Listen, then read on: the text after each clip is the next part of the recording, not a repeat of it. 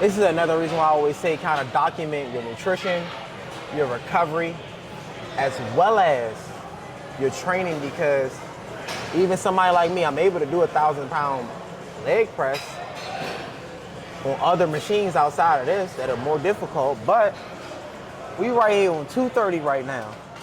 And this motherfucker feel like 800 pounds. I ain't even gonna lie to y'all. I'm not gonna lie to y'all. And another reason why, that's why sometimes I like breaking down secondary areas before I hit the compound movements, because really what's making this more stressful is the fact that we just hit calves. If we would hit leg press before we went to calves, we would be able to get a little bit more out of our leg press. But because our calves are a little fatigued at this point, it's a lot harder to be able to bear more weight right now. So do understand that sometimes it is okay.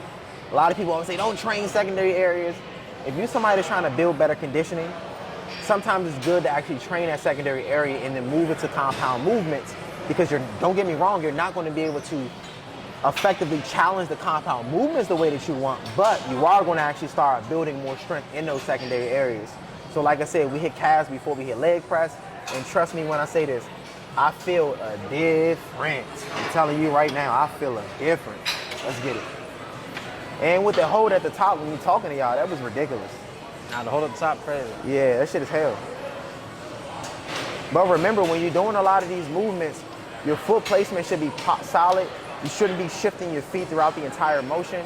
Another thing too, the core should be nice and stable. And what I like to do is fully grip the handlebars to make sure the arms are nice and locked in, so I can focus on more of a foot drive. And this actually helps break some of the resistance. But do understand as well, if you're driving and your knees are caving in, do me a favor. Your knees are caving in while you're pressing up or down. That means we do need to actually strengthen the glutes. Focus on a little bit more glute strength. So if you notice that in order for you to get it out and you're pushing out, that means your glutes aren't strong enough. So make sure we start properly training those glutes to make sure that they're actually able to help us throughout a lot of these leg movements.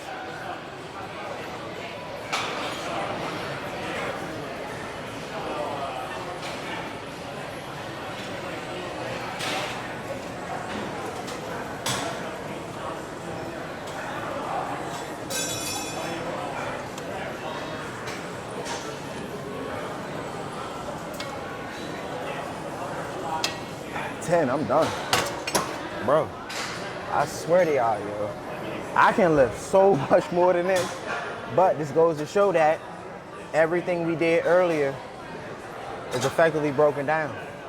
Hamstrings are taxed, so hamstrings can't recruit when we're doing a leg exercise.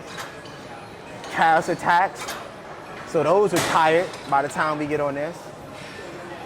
But it's time to get out of here. Get your set, let's get it.